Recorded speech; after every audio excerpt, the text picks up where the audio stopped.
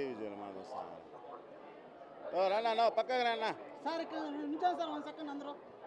Sir sir sir ఇక్కడ నుంచాను sir అందరూ. ఉంటా madam madam madam.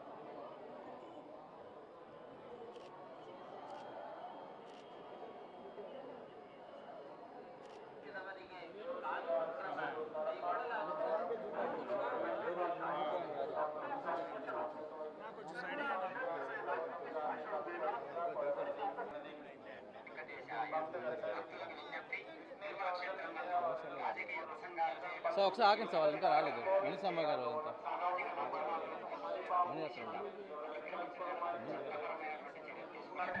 Sir నచ్చుకుంటూ sir అంటే కలిసి వచ్చాను సార్ అందరం.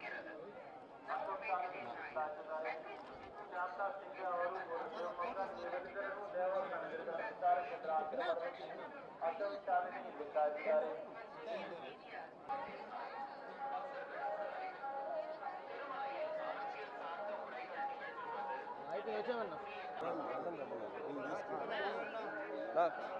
మనిషి వెనకాల ఉన్నాడు. ఎట్లా తీసుకుంటా బయట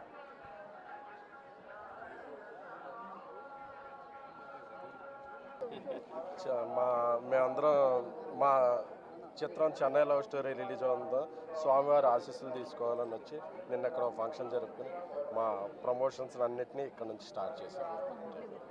హ్యాపీ ఫర్ దట్.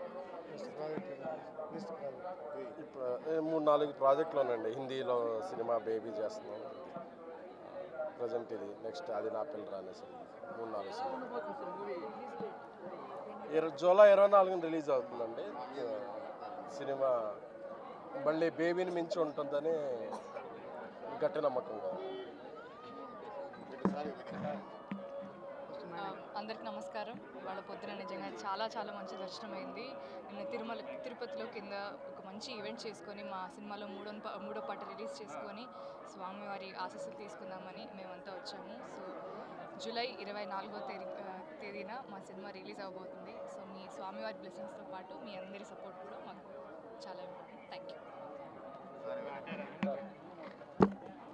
అందరికి నమస్కారం అండి. స్వామివారి దర్శనం చాలా బాగా జరిగింది. మా చెన్నై లవ్ స్టోరీ టీం మొత్తం నిన్న తిరుపతికి వచ్చాం మా సాంగ్ లాంచ్ చేయడానికి. అలాగే మా మూవీ రిలీజ్ డేట్ ఇక్కడి నుంచే అనౌన్స్ చేసాం.